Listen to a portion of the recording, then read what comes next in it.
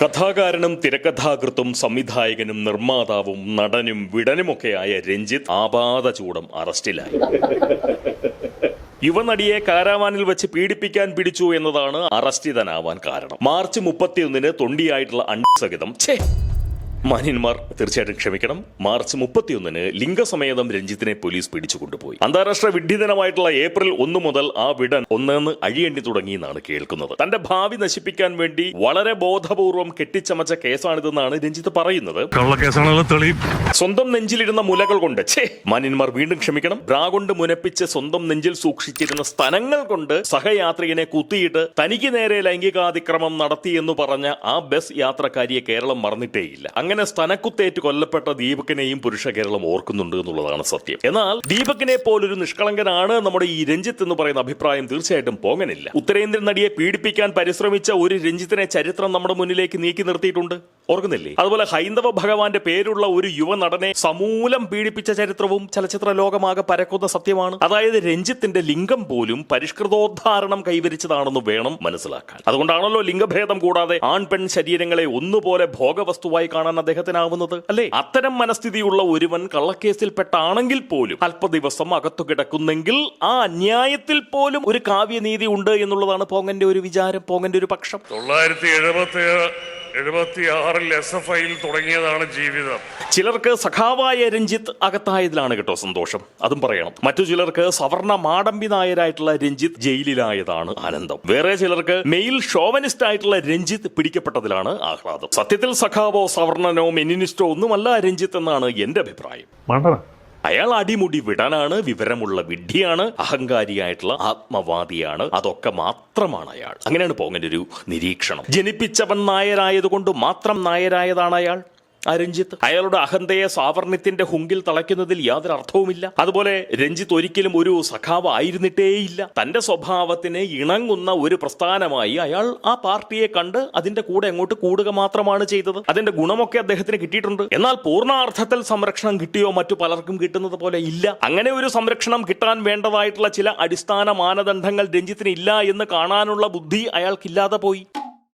അതുകൊണ്ടാണ് ആളിപ്പോൾ അകത്തായത്. അങ്ങ് വടക്കൻ കേരളത്തിൽ നിന്നുള്ള മറ്റൊരു സംവിധായകൻ, അതായത് സഖാബ് കൂടിയായിട്ടുള്ള സംവിധായകൻ ഏതാനും മാസം മുൻപ് വലിയൊരു പീഡന കേസിൽപ്പെട്ടതാണല്ലോ, അല്ലേ? സംവിധായകനും CPM മുൻ MLA-യുമായ PT കുഞ്ഞുമുഹമ്മദിനെതിരായ പരാതി ഗൗരവതരമെന്ന് പോലീസ്. അയാളെ പോലീസ് ഓടിച്ചിട്ട് പിടിച്ച് അകത്താക്കിയില്ല. സിനിമാ സംഘടനകളൊന്നും ആ സംവിധായകനെതിരെ രംഗത്ത് വന്നിട്ടില്ല. പാർട്ടിക്കാർ അയാളെ കൈവിട്ടിട്ടില്ല. അതൊക്കെ എന്തുകൊണ്ടാ? ശരിക്കും പറഞ്ഞാൽ ഒരേ തെറ്റ്, ഒരേ തൊഴിൽ രംഗം, ഒരേ തരം പാർട്ടിക്കൂർ, എന്നാൽ ഒരേ നിലയിൽ അവർ നിയമത്തിന് മുന്നിൽ എത്തപ്പെടുന്നില്ല. എന്തുകൊണ്ടാണത്? ഒരുപക്ഷെ പീഡിപ്പിക്കാൻ ഉപയോഗിക്കുന്ന അവയവത്തിന് ഭിന്നശേഷി ഉള്ളതുകൊണ്ട് എന്തെങ്കിലും ഇളവ് മറ്റേ പുള്ളിക്ക് ലഭിക്കുന്നതാവുമോ എന്നുള്ള കാര്യം എനിക്കറിയില്ല. അതെന്തോ ആവട്ടെ. ജയിലിൽ അഴിയെണ്ണി കിടക്കുമ്പോൾ അഹന്തയും കഴപ്പും ഒക്കെ മാറ്റിവെച്ചാൽ എല്ലാത്തിനുമുള്ള ഉത്തരം ആലോചിച്ച് കണ്ടെത്താൻ രഞ്ജിത്തിന് തീർച്ചയായിട്ടും കഴിയട്ടെ. അതെന്തായാലും ഒരേതരം സ്ത്രീ പീഡനത്തിന് അല്ലെങ്കിൽ ഒരേ തെറ്റ് ചെയ്ത കുഞ്ഞുമുഹമ്മദിനോടും രഞ്ജിത്ത് ബാലകൃഷ്ണനോടും രണ്ടു തരം സമീപനമാണ് നമ്മുടെ സംവിധാനങ്ങൾ കാണിക്കുന്നതെന്ന ചിന്ത ആരുടെയെങ്കിലും ഉള്ളിലുണ്ട് എങ്കിൽ അവരോടായി പോങ്ങൻ ഒരു കാര്യം കൂടി പറയാനുണ്ട്. അത്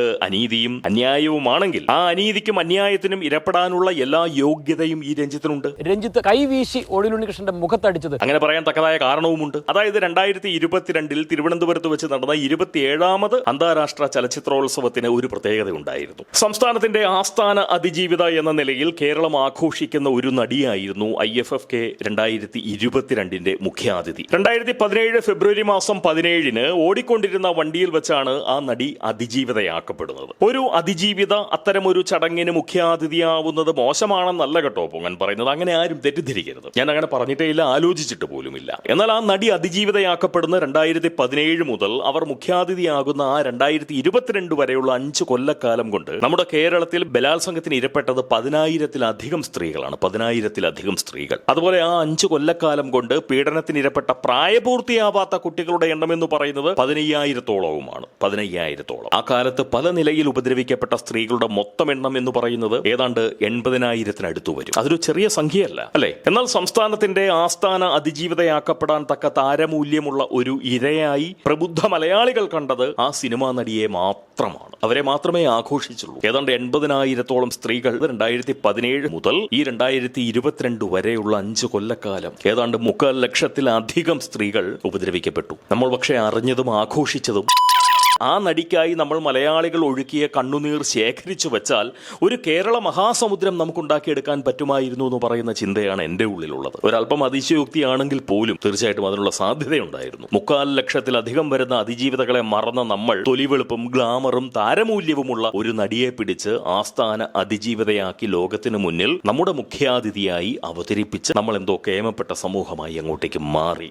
തട്ടിപ്പല്ലേ അത്? നാരീപക്ഷ കേരളത്തിന്റെ മഹത്വം ഉയർത്തിപ്പിടിക്കാൻ അതിജീവിതയെ മുഖ്യാതിഥിയാക്കണമെന്ന് പറയുന്ന ബുദ്ധി മറ്റാരുടെയും ആയിരുന്നില്ല. സ്വന്തം നിലയിൽ അതിജീവിതകളെയും അതിജീവിതന്മാരെയും കേരളത്തിന് സംഭാവന ചെയ്യാൻ ശേഷിയുള്ള ലിംഗവും തൂക്കി നടക്കുന്ന സാക്ഷാൽ രഞ്ജിത്തിന്റെ ബുദ്ധി തന്നെയായിരുന്നു അത്. കയ്യടി വാങ്ങാനുള്ള സാമൂഹ്യ മനഃശാസ്ത്രം നന്നായി അറിയാവുന്നവനാണ് രഞ്ജിത്ത്. അതുകൊണ്ടാണ് കൂവൽ മേടിച്ച് നിൽക്കുന്ന സമയത്ത് കൂവിയിട്ട് കാര്യമില്ല, 76 മുതൽ HFIക്കാരനാണ് ഞാൻ, അതുകൊണ്ട് ഇതൊന്നും എന്നെ ബാധിക്കില്ല എന്ന് പറഞ്ഞുകൊണ്ട് നിർനാണം കുഴഞ്ഞ നാവുമായി ആ IFFK വേദിയിൽ നിന്ന് ഇയാൾ പ്രസംഗം ഛർദ്ദിച്ചത് പോങ്ങൻ കേട്ടതാണ്. കേരളത്തിലെ അതിജീവിതകളോടുള്ള ആദരവ് പ്രകടിപ്പിക്കാനാണ് അയാൾ നടിയെ പിടിച്ച് മുഖ്യാതിഥിയാക്കിയതെന്ന് ഞാൻ കരുതുന്നില്ല കേട്ടോ. എന്റെ സാമാന്യ ബോധം എന്നെ അതിന് അനുവദിക്കുന്നില്ല. സ്വന്തം സാമൂഹ്യ മൂല്യം ഉയർത്താനും കയ്യടി വാങ്ങാനുമായി അയാൾ നടത്തിയ സ്വാർത്ഥ നീക്കം മാത്രമായിരുന്നു അത്. യാതൊരു മഹത്വവും അതിനകത്തില്ല. ഇത്തരം നുണുക്കൻ തട്ടിപ്പിൽ വീഴുന്നവരാണ് നമ്മൾ മലയാളികളെന്ന് അയാൾ മനസ്സിലാക്കി വെച്ചിരുന്നു. അതുകൊണ്ടാണ് നേരത്തെ പറഞ്ഞ ആ വർത്തമാനം പോലും അയാളുടെ വായിൽ നിന്ന് വരുന്നത്. 76 HFI കാലം അത് അയാൾ ഓർത്തത് അതുകൊണ്ടാണ്. കയ്യടി കിട്ടി കേട്ടോ, കൂവൽ കയ്യടിയായി മാറിയായിരുന്നു. പൊട്ടത്തരം തിരിച്ചറിഞ്ഞ് കുറച്ചെങ്കിലും ആളുകൾ തിരിച്ചു കൂവാൻ ശ്രമിച്ചു എന്ന് പറയുന്നത് ആശ്വാസം. എന്തായാലും അതിജീവിതകളെ സംഭാവന ചെയ്യുന്ന ഒരുവൻ തന്നെ സമൂഹത്തിന് മുന്നിൽ ഒരു അതിജീവിതയെ ആദരിച്ച് സ്വന്തം മൂല്യം ഉയർത്തി. ആ ബുദ്ധി സദ്ബുദ്ധിയല്ല, ഒട്ടും തന്നെ സദ്ബുദ്ധിയല്ല, അത് പ്രകൃതി വിരുദ്ധ ബുദ്ധിയാണ്. ഉറപ്പായും ഈ തിരിച്ചടി രഞ്ജിത്തിന് നൽകിയത് പ്രകൃതി തന്നെയാണ്. This ain't AI, but I'm like AI. 40 mil on the deal, stepping over niggas. Yeah, you know this shit. My bitch ain't no bitch, she ain't nothing to fuck with. Realest in the room, take you falling in love with. She got that Halle Berry body. അത് തിരിച്ചറിഞ്ഞ് തിരുത്തിയാൽ മിച്ചമുള്ള കാലം മനുഷ്യനായി അയാൾക്ക് അതിജീവിച്ചു പോകാം എന്നുള്ള ഒരു വിചാരമാണ് എനിക്കുള്ളത്. ഈ ലിംഗത്തീറ്റ മാത്രം തേടി നടക്കേണ്ട പ്രായമൊക്കെ കഴിയേണ്ട കാലമായില്ലേ? എന്തുകൊണ്ടാണ് ഇയാൾക്ക് കഴപ്പാറ്റം കൈവരിക്കാൻ ഇതുവരെ കഴിയാതെ പോകുന്നത്? Yeah, they hate to see me coming, got them hot. I'm the one, you know that I run it. Yeah, I'm hot, so cold, I'm never cooling down. I'm hot, hot, hot, hot, hot, hot, hot, hot. Yeah, they hate to see me coming, got them hot. I'm the one, you know that I run it. Yeah, I'm hot, so cold, I'm never cooling down. I'm hot, hot, hot, hot, hot, hot, hot. I'm hot like a sauna in the wintertime.